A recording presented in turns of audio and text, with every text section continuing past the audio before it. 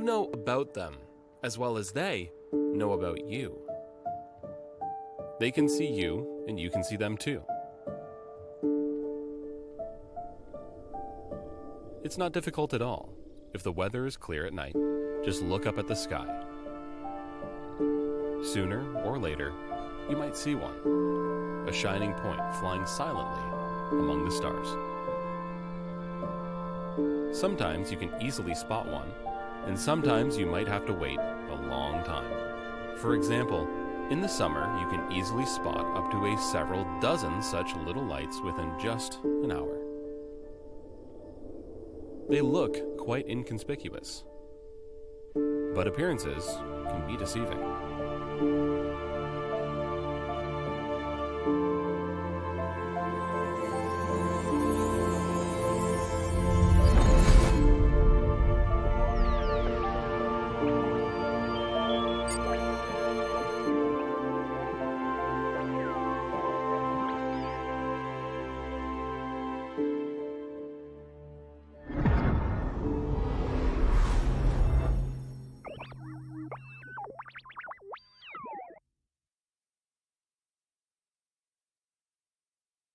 You probably know it very well.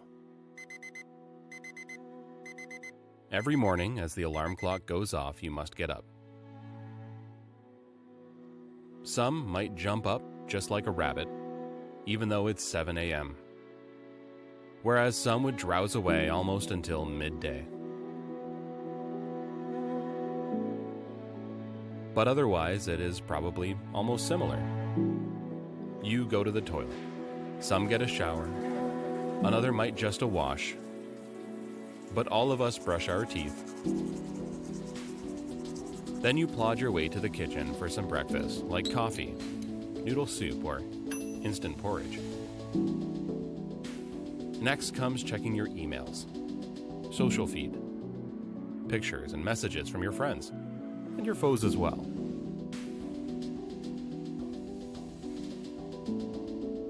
You might be one of those who turn on the TV to see the latest world news or check the weather forecast to make sure what to wear today. Is a t-shirt enough? Will you need to carry an umbrella? Or will it be cold and snowing? Whether you go to school or work, or just on a trip, you'll probably find the fastest way before you leave. You do not want to get stuck in traffic, do you? This is most likely what our typical mornings look like.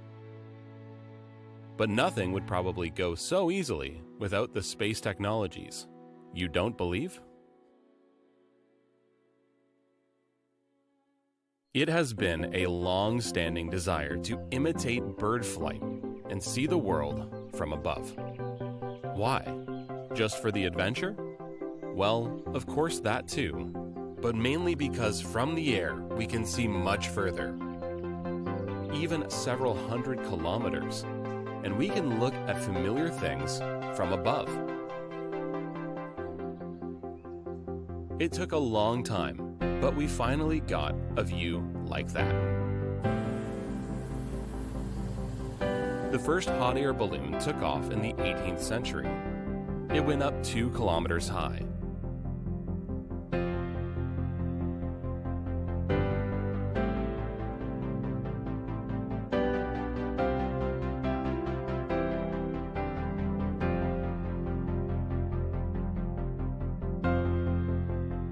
Constructing a real aircraft was much more difficult, but we made it at the beginning of the 20th century.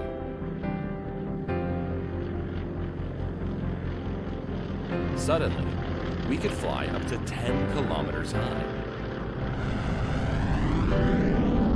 Then, the rockets were invented.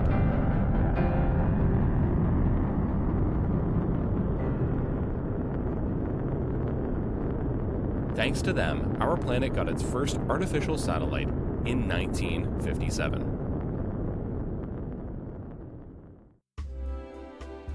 The Soviet Sputnik. It was a shiny half-meter sphere with 4 long antennas. It was soon followed by other satellites of various sizes and shapes. They weren't just beeping radios anymore, but useful devices with more scientific and smarter instruments. In 1958, Explorer was built in the United States. Then followed Ariel from Great Britain, Alouette from Canada,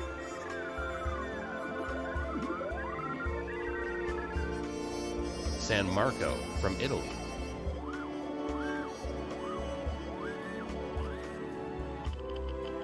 French Asterix,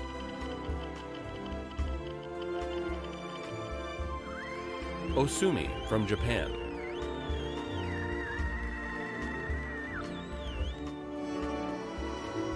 Dongfang Hong from China. In 1969, it was German Azur studying solar particles and auroras. In 1978, Czech Magian explored the Earth's magnetosphere and ionosphere. In 2012, Polish PWSat testing elastic solar cells as well as an orbital decay technology. Hungarian MASat won with a simple camera, and Romanian Goliath with micrometeorite and cosmic radiation detectors. And in 2017, the Slovak launched their satellite too. SKQ, among other things, received very low-frequency radio waves generated by lightning. Building an artificial satellite is far from easy. It's definitely not just a tin can rolling around the orbit. On the contrary, they are amazingly complex devices containing a lot of important instruments. Just see for yourself. The solar panels are the most often source of electrical energy, but when a satellite gets into shade, it needs a battery as well. The rocket engines ensure a stable orbit and correct its orientation in space.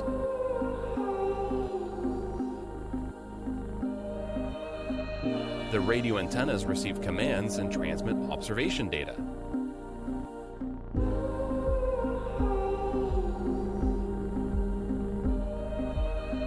A satellite has various radiators installed on its surface foil to make sure they don't get frozen or burned down.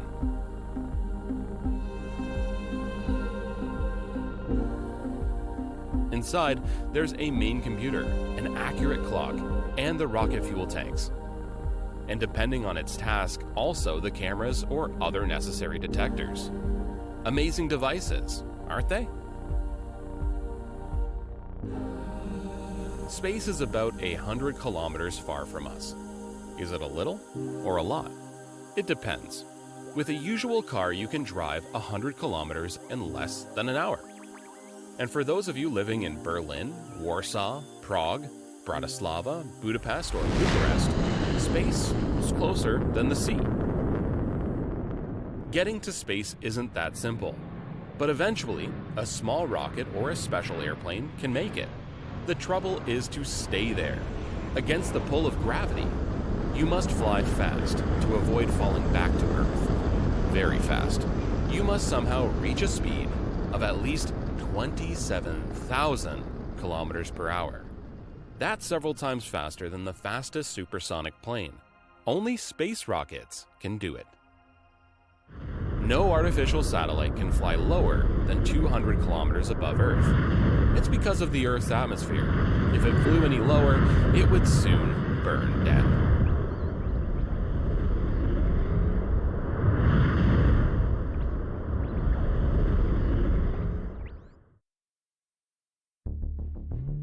At 400 kilometers, you can find the International Space Station, giving temporary home to several astronauts, and also some observatories monitoring Earth or secret military satellites.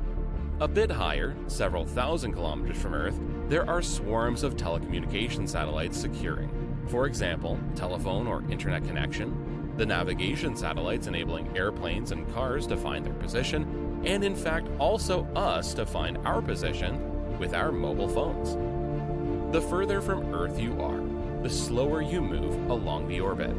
Another group of artificial satellites is flying at 11,000 kilometers per hour, about 36,000 kilometers from Earth. They complete their orbit around our planet in a day, so they appear to be hanging on the same spot above Earth.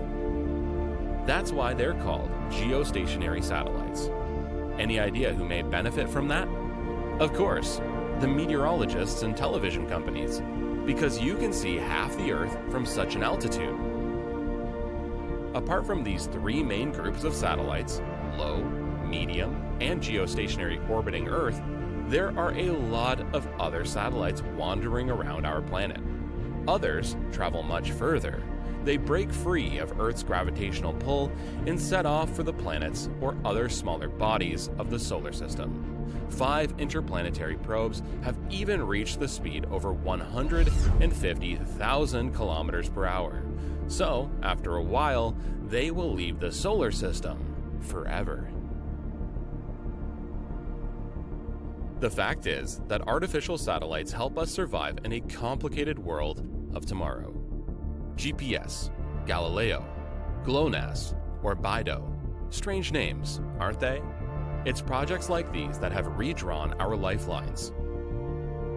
It's the swarms of artificial satellites that enable us to determine our geographical location and altitude with the accuracy of several dozen centimeters. And as a result, there are about 150,000 airplanes taking off every day, and about 1 billion people fly over Europe every year. Airplanes can't just wait for takeoff or landing and have to fly along the best routes.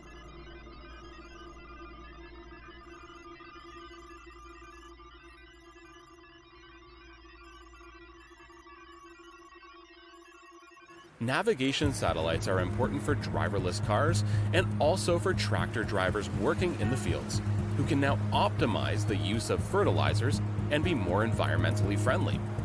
You'd be surprised how much food on your table now bears the label of space quality. Now, talking about the weather, just half a century ago, meteorologists relied on only very vague instruments from ground stations and little information from ocean ships. Nowadays, several dozen meteorological satellites monitor the world, literally live. Some of them are flying in low Earth orbits, like the American NOAA.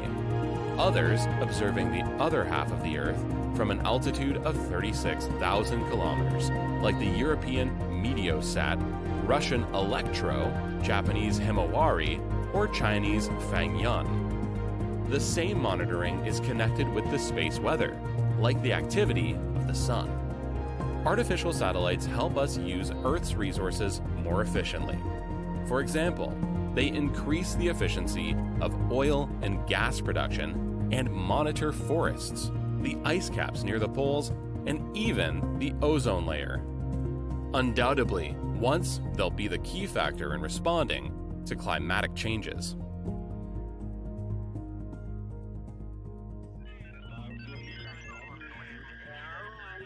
Every move we make is monitored by the spy satellites. They are not only looking at us, but also following our mobile phones and radios, checking us with their radars and measuring the surrounding temperature. Is it scary? Quite the contrary. It was the spy satellites that prevented the Cold War of the second half of the 20th century from growing into a hot war. The great powers knew almost everything about each other, and they couldn't cover up any surprise attack. Let's go back to the beginning.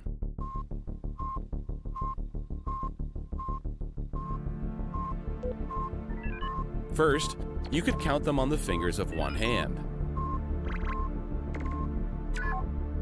Then 2 hands. And then you had to add in your toes, too. Nowadays, there are more than 70 countries with their own satellites. And even private companies, groups of enthusiasts, and dogged individuals invest in them.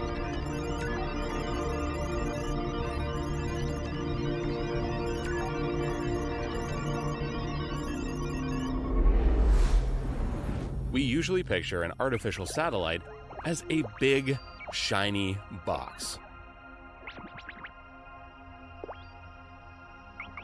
The first satellites were huge, some even as big as a bus, weighing up to several tons. But recently, they've been building satellites which are smaller, cheaper, and in fact, bolder. The trend is a 20-centimeter box weighing around 1 kilo called CubeSat.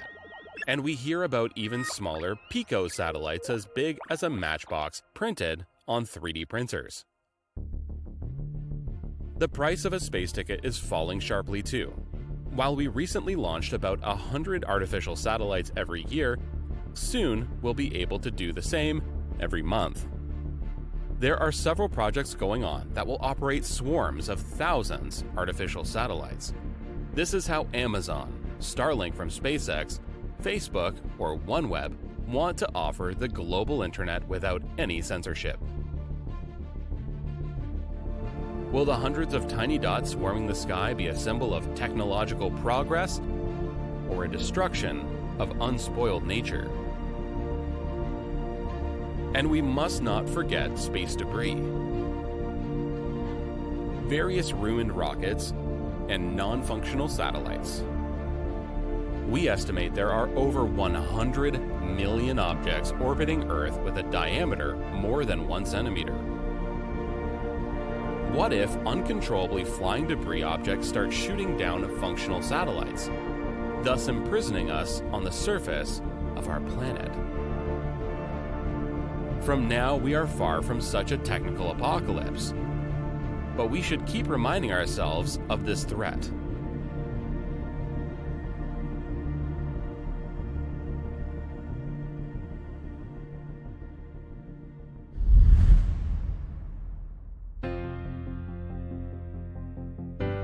Space exploration, industry, and defense have always been a matter of national prestige. At the same time, they are nice examples of international cooperation. For example, the International Space Station. It's the most politically complicated space project people have ever got down to.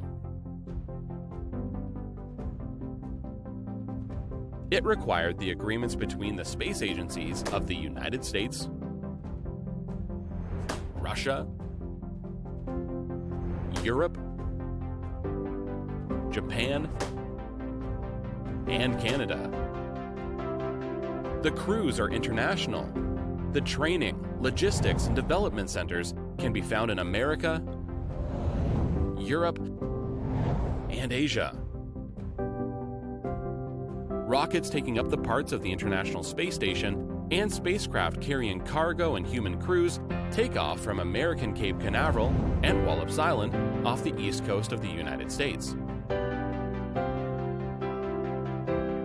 From the Baikonur Cosmodrome, which is Russian but situated in Kazakhstan.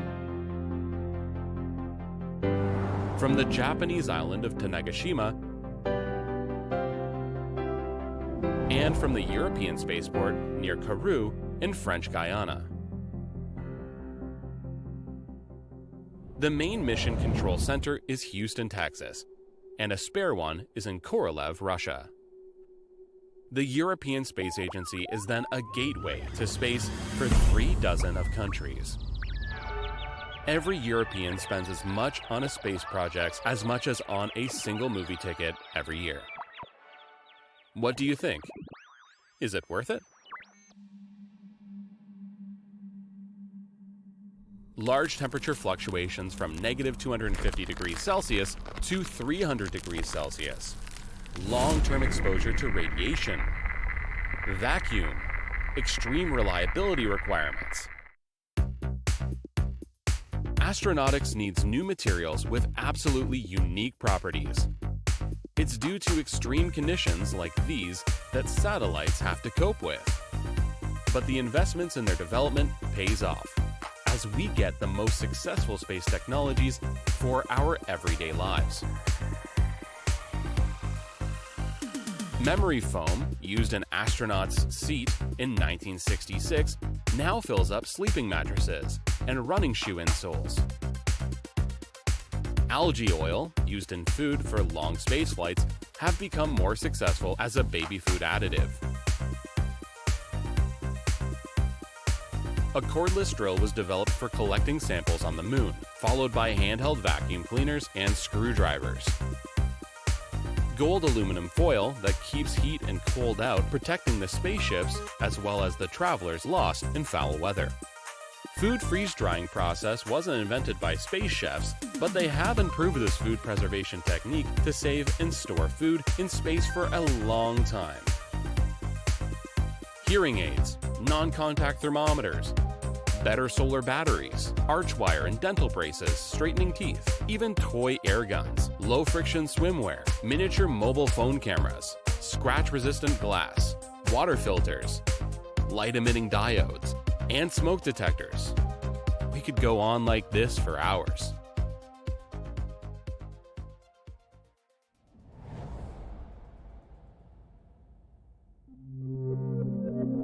You might say that most of these useful inventions, sooner or later, would have come up even without the expensive space flights. And you might be right. Yet, despite everything, our space observatories play a key role in defending our planet.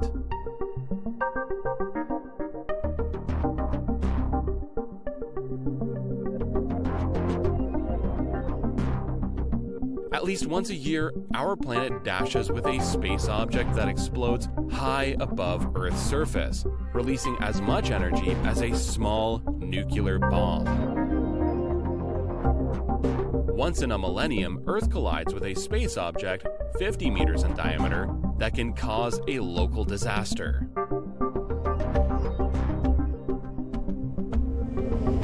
But if the object is over 150 meters in diameter, big enough to fill up a usual football stadium, the energy released by such collision would give rise to vast fires, covering Earth's atmosphere for a long period of time, and would fatally interrupt the food chain on Earth.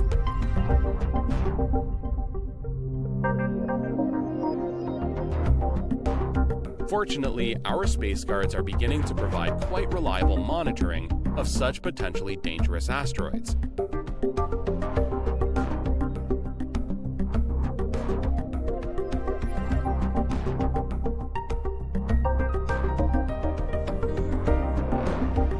Hopefully, one day, we'll also have the technology to deflect such an apocalyptic projectile.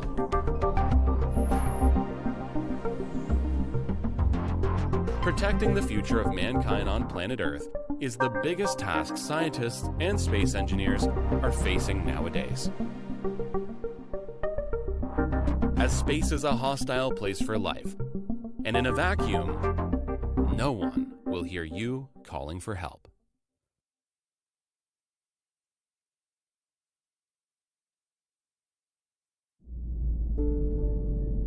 We used to wander around the continents and oceans to expand our reach to every corner of our planet. Not long time ago, with heavenly riders, we conquered Earth's atmosphere, and now we are becoming wanderers in a new vast world called the universe. Satellite technologies help us every day. They are the symbol of international cooperation across the continents. They might enable us to live on this planet for another millennium. But behind every success, there are hundreds and thousands of scientists and technicians working hard here on Earth. Together, we are pushing the limits of human possibilities. Our future does not lie only in the stars, but also in our hands. Together, we are no longer just Earthlings. We are becoming spacefarers.